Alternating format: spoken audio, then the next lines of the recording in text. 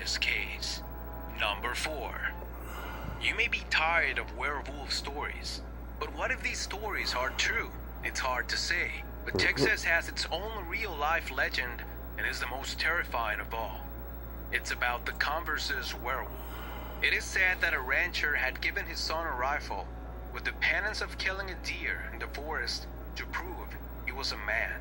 The sad and alarming thing came when the boy didn't come back. Days went by with no response, and the old man decided to form a search party to find him.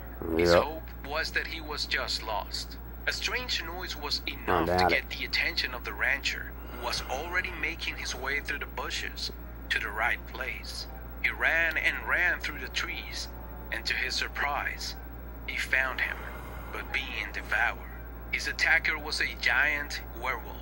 The father's reaction was to shoot him, but even though he released the boy, it was too late. Right, they did a lot of good. Number 3. But he couldn't explain why.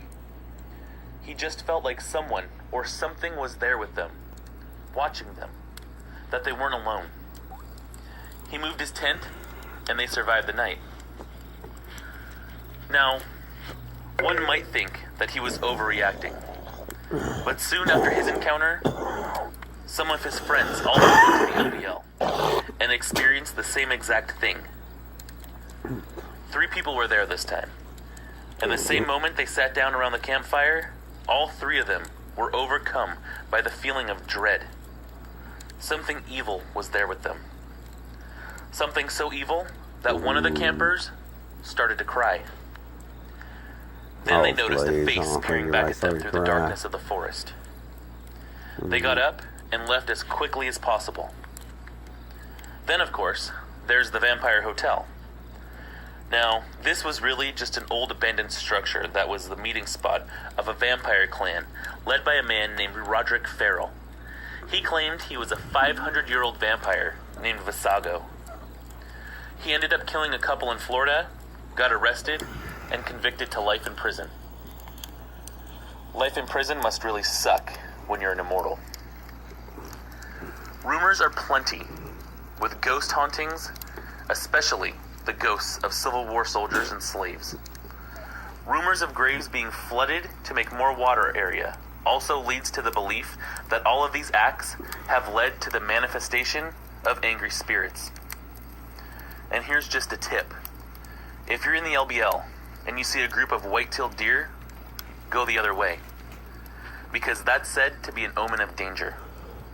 Yeah, one now, the road even with all of these other paranormal phenomenon occurring, most of the people are only familiar with the one scariest thing that's there, and that's the beast of the land between the lakes. These sightings go back over 100 years.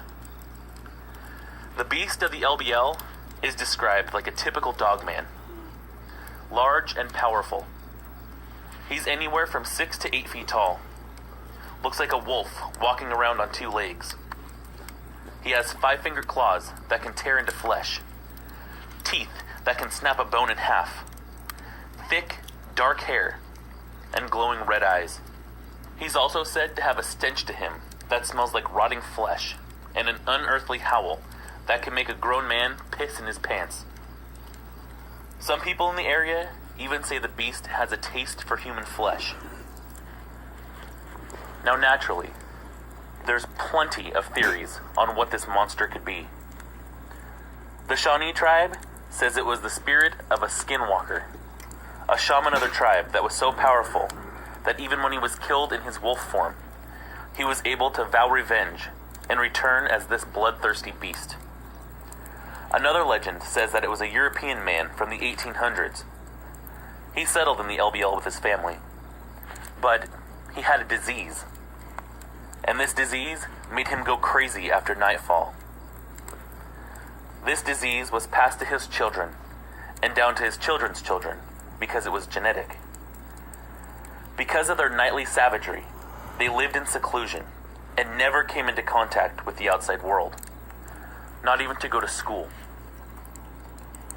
Another theory is that this is a savage, bloodthirsty, predatory cousin of the Sasquatch, and that it always kills more than it can eat.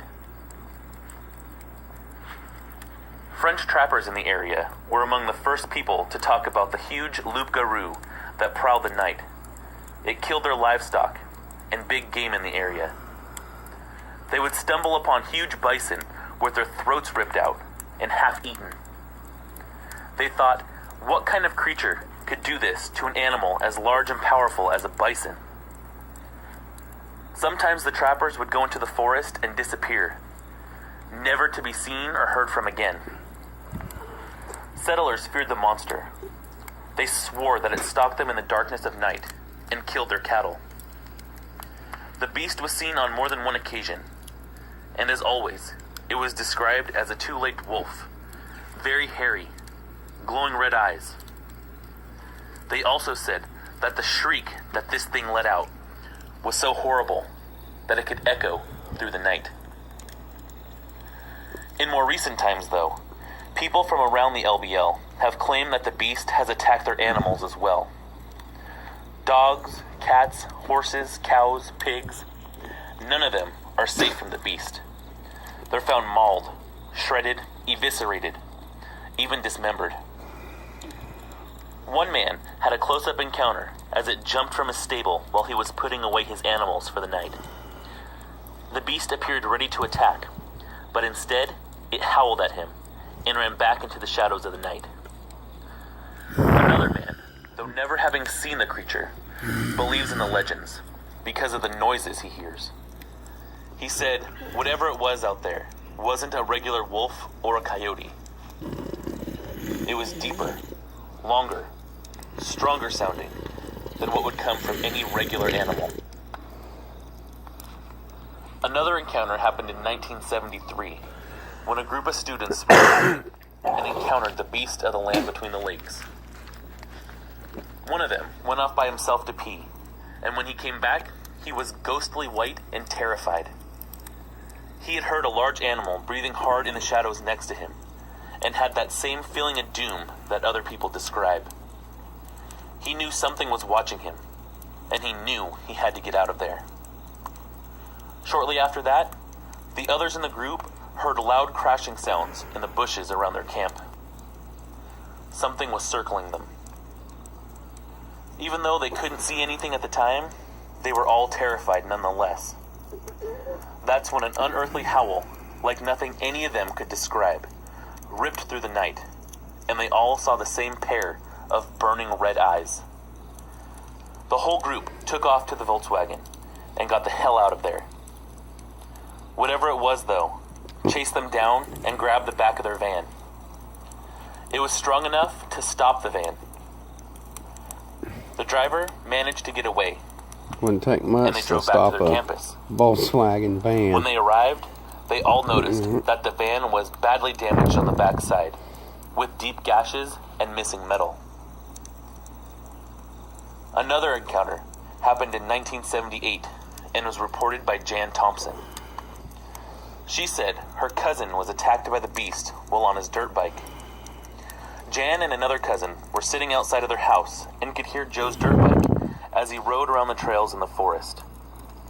At one point, they heard his bike pick up speed, and soon he burst out of the tree line and barreled towards them in a fearful frenzy. Once he came to a halt, Jan and her other cousin could see the fear on his face and asked him what was the matter. He stared at the tree line, and the other two followed his gaze. Then the dogs that were there started going crazy, barking and whining. The dogs actually tried digging their way out of the pen. And then Joe began to babble. He would say, "It grabbed me. Look at my leg." His pants were torn, and the two cousins could see fresh blood coming from what looked like claw marks on his leg. Then he told them, "It was on two legs. It followed me through the woods, along the path, from the old sawmill. It was so hairy, and the snout was so long. It walked on two legs. It ran on two legs." As he told them, he was gasping for air. He was trying to push the words out of his mouth as he was on the verge of hyperventilating. Jan said she could actually see the pulse beating through the skin where his temples are. Then, the three of them heard the horrible howl of the beast of the LBL. Jan described the howl as nightmarish intensity that invoked a profoundly deep sense of heavy dread. The dogs were now shaking in fear and staring at the forest, waiting for whatever it was to make itself known. It didn't take long for that expectation to be met. From the tree line, the beast appeared. It was walking on two legs. Jan described it like everybody else. A huge, hairy wolf walking on two legs. She was adamant that this was not a Sasquatch. The snout was way too long. Probably looks something like this, but a lot heavier. Yeah, I'd say, yeah. I'll get back to the story in a minute. Yeah.